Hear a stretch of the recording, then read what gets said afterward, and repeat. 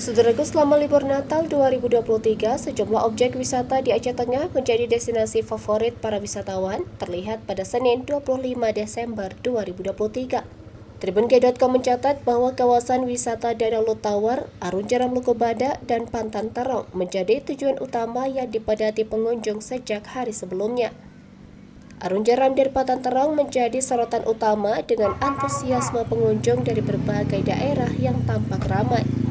Muzakir, manajer Arung Jeram Lukubada, mengungkapkan bahwa kunjungan wisatawan selama libur Natal 2023 mengalami peningkatan signifikan.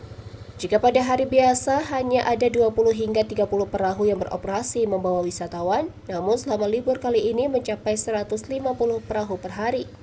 Ia juga menekankan bahwa tidak hanya wisatawan dari Aceh namun juga dari luar provinsi Aceh, seperti Sumatera dan Pulau Jawa yang turut meramaikan tempat wisata tersebut.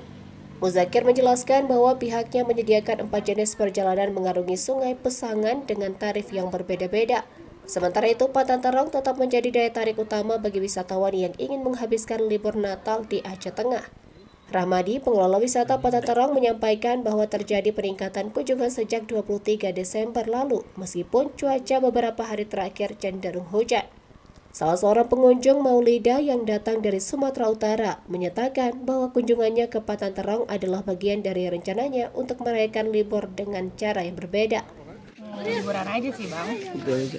Abis dari ke Pantan Terong ini pengen ke Burtelega ya. Burtelega ya.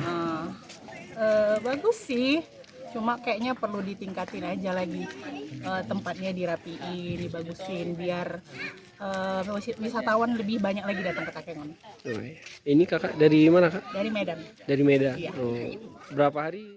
Dari Aceh Tengah, Alga Mahati Ara, Tribun Gayo.